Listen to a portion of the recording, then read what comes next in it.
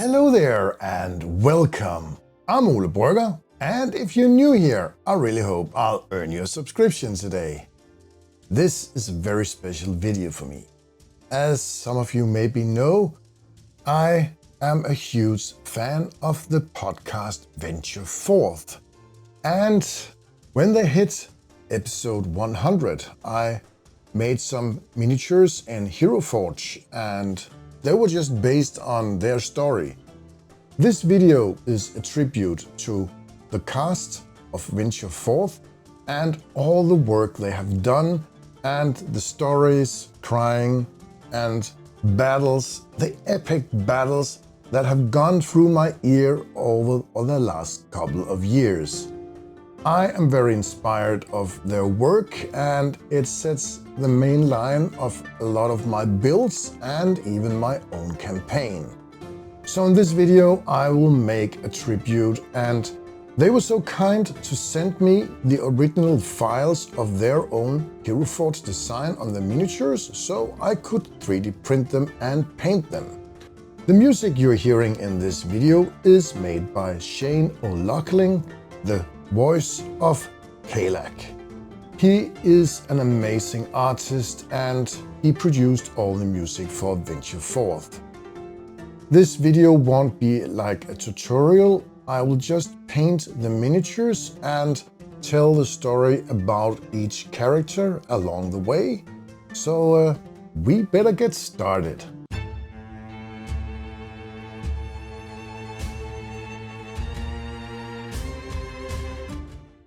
First, we'll need to prime these miniatures, and as usual, I will start priming them black with my airbrush, spraying from below. Now, this is a bit difficult because these are printed in black resin, and painting black on black is sometimes difficult. The advantage of this is if I'm missing a black spot, it will never be noticeable.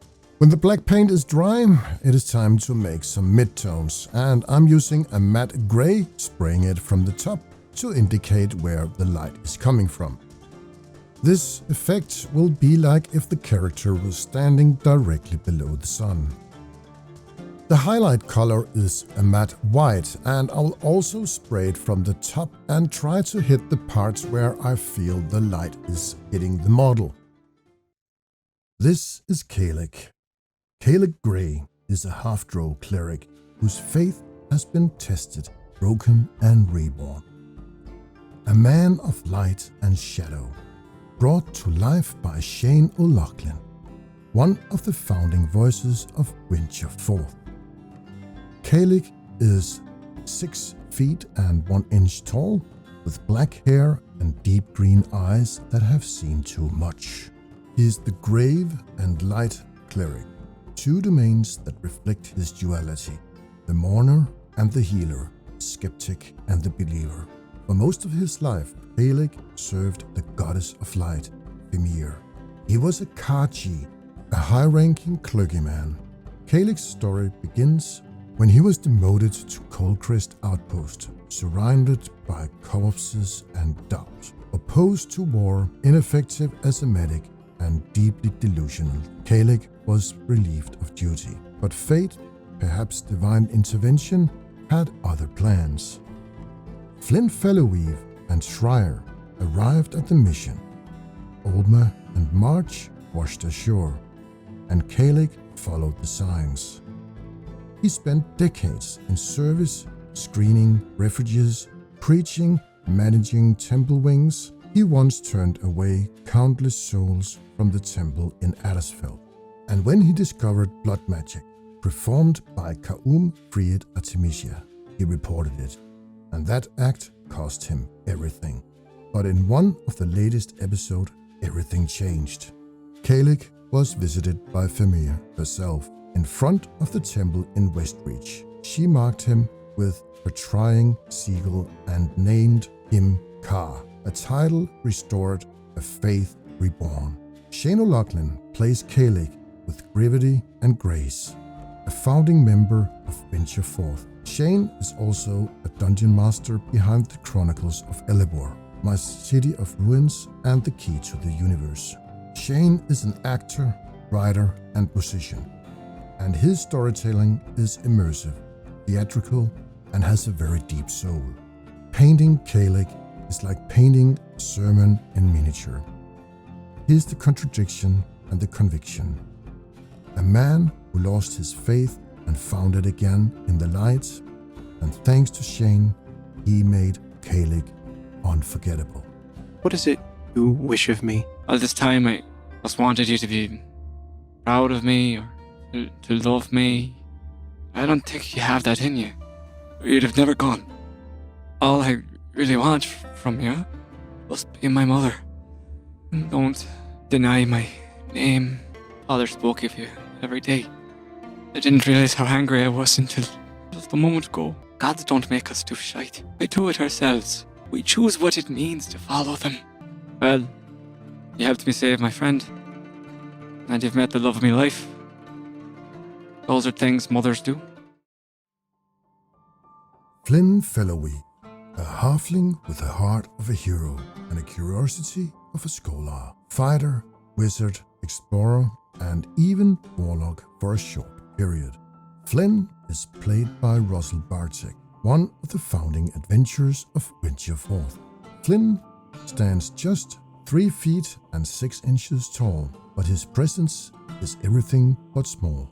Early 20s, messy brown hair on top, close-cut sides, and the faint beginnings of a 5 o'clock shadow. Blue eyes, full of questions and answers. He wears studded leather armor and a pine green cloak with a fur collar wrapped over his shoulder like a badge of honor. His gear looks oversized, but he wears it like it belongs to him, and it does. Flynn's forearms bear 3 tattoos, 1 black on his left, 2 on the right, blue and red, marking his connection to aberration and evocation magic. Fighter by training, wizard by ambition. He carries a backpack and a side bag full of artifacts, book, and magical items. The Ironlight spellcasting book, the Ironlight bestiary, his souvenir pouch. Every item tells its own story. Flynn joined the Agents of Repair on his first mission, escorting a civilian through the shadowed timberlands and confronting a dark force in the forest. Along the way, he met the party at an outpost. Looking for allies, he found more than friends and allies. He found a family. Russel plays Flynn with warmth, wit, and wonder. A founding member of Winterforth, Russel also plays the character Wilkes in the Chronicles of Erebor, My City of Ruins, and The Key to the Universe. His performances bring heart and humor to every scene. Painting Flynn feels like painting a spark, bright, curious, and ready to ignite. He's a halfling with a hero's soul, a scholar's mind, a fighter's courage, and a big heart. And thanks to Russel, he really puts a soul into Flynn. Ow! You got a second? I want to try something. I'm going to be honest, I'm a little tired, but if it's easy, sure. Okay, just stand still. I can do that. I'm going to feel that warmth and try and access it. I'm just going to hold my hand out and kind of try and channel it towards him. What are you doing? I'm just trying to, I don't know. You see, I have all these tattoos, right? They're all like, they're darkened when they light up, but like this time, it starts from the shoulder. It kind of like comes through my my sleeve. White light just travels from all the tattoos. Instead of them being different colors, it's just all this white light, and it travels down my arm into my hand and kind of out towards Seeker. Quickly or kind slowly? of quickly, yeah, pretty quickly. And it passes over him and almost kind of like envelops him in this light. But then it just shines bright. Ow! Fuck! And I look back and it's gone. Man, you okay? Why'd you throw light into me? Still trying to figure that out. Thanks for being a helper. I don't want to be your helper anymore. That's fair. Olma! I'm busy. Okay. Painting this miniature of one of my favorite chaotic souls, Olma Mask, played by Rebecca Hausman, a wild magic sorcerer with a monk's discipline and a heart full of fire and mystery. Olma stands just 4 feet and 5 inches. She's a 12 to 13-year-old young teenage girl, but don't let her size fool you. She is a tempest in a teacup. Brown hair tied in a thick braiding, worn boots, and a cloak that have seen more danger than most adventurers ever will. She started her journey in a monastery, high in the raging peaks, training to harness her ki. But what she found in meditation wasn't peace. It was chaos. Wild magic surged through her, untamed and unpredictable. Her protective necklace, a gift from Lady Alexandra, her great-grandmother, hides her magical signature, but it can't hide the storm inside. Olma's story really begins when she met Xavier, a wizard who becomes her mentor and family. But when she's taken, she's left adrift again, until she meets March. March, the Goliath woman, gives Olma something she's never had: care, friendship, and a place among the Hollow Guard, Thieves Guild. Together with Kerr, Surgarath, and Aya, they search for Bram Droomwind and answers. In the city of Blackpool, Olma finds a woman with wings tapped in a box. A magic surge from her inner explodes, setting the warehouse ablaze. That's Olma, chaotic, compassionate, and always unpredictable. And behind Olma's voice is the brilliant Rebecca Hausman, East Coast born, West Coast based, endlessly chasing mushroom, ravioli, and gloomy skies in LA. Every week she brings Olma to life on Venture Forth. Painting Olma is like painting a storm wrapped in a child's frame. She's wild magic, she's heartache, and she's hope. And thanks to Rebecca, she shows that even a child or a young girl won't stand in the way of saving the world. But how do you know that you're good then? There's like a gourd kind of thing on my hip, and I'll open it up and I'll kind of wave my hand over it and I'll pull out like this kind of little stream of water, and I'll use shape water to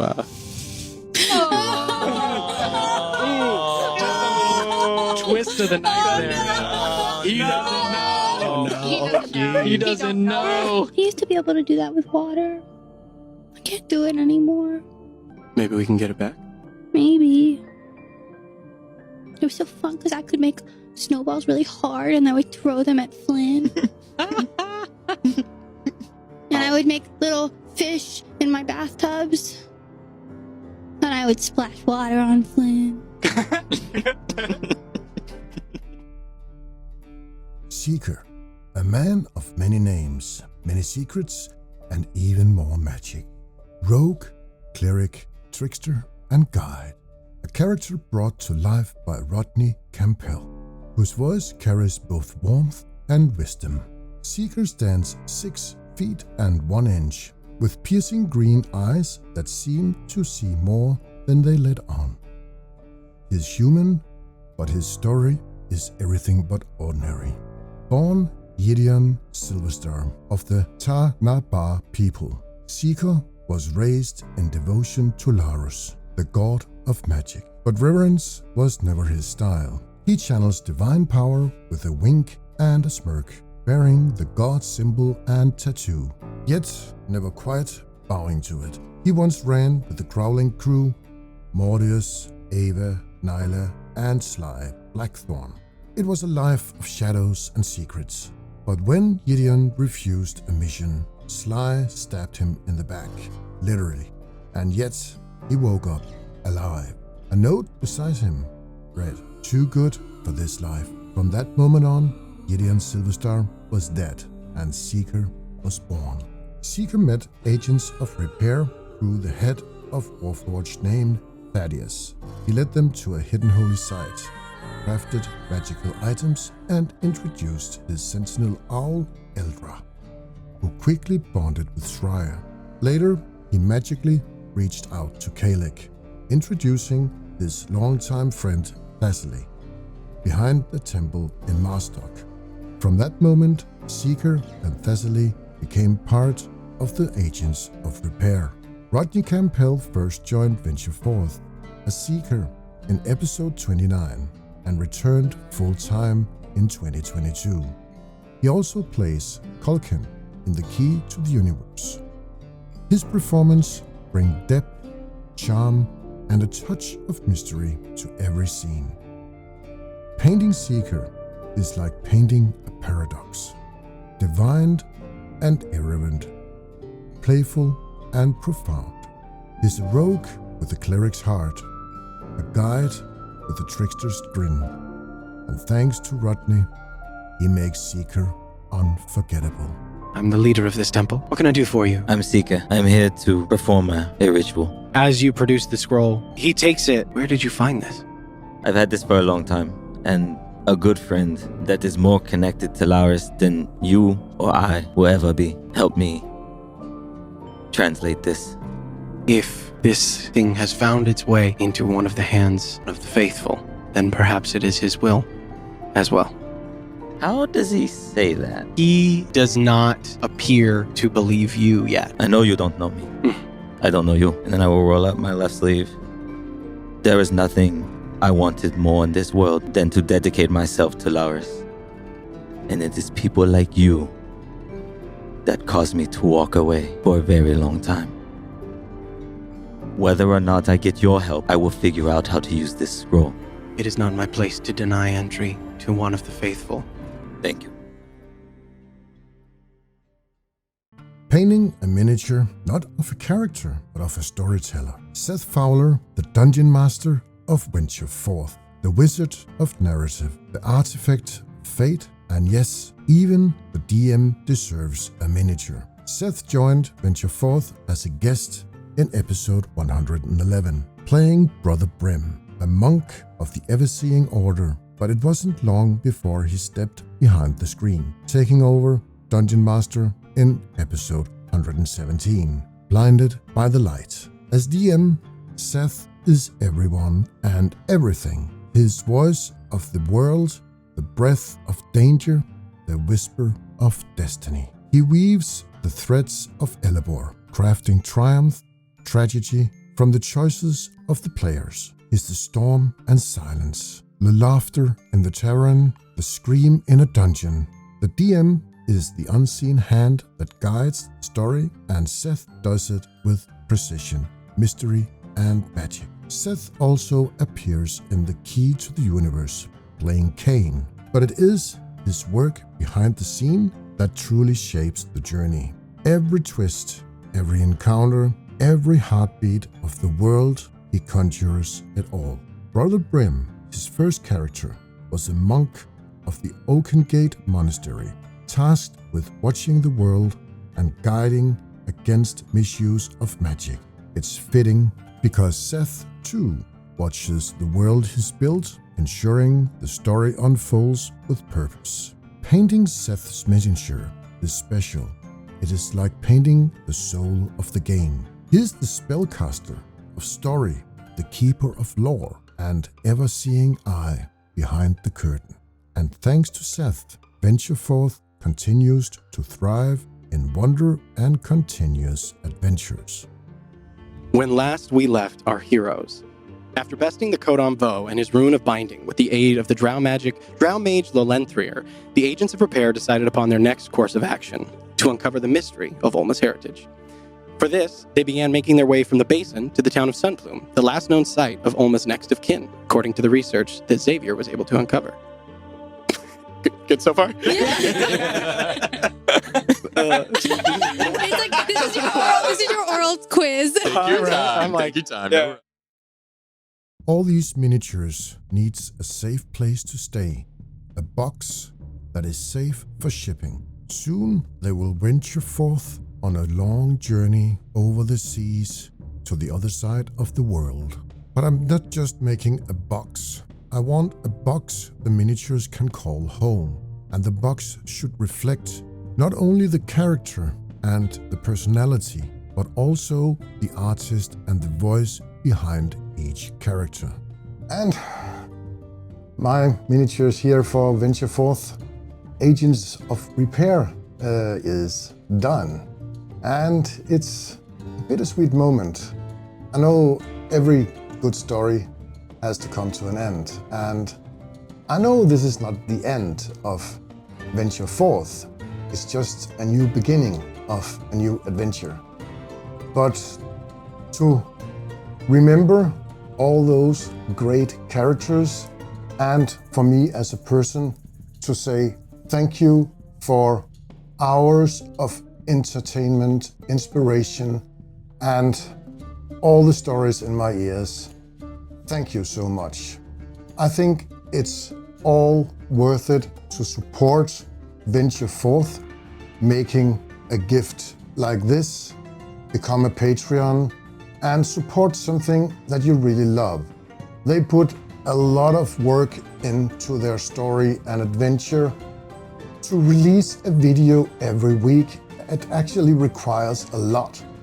Not only producing stuff, but also editing.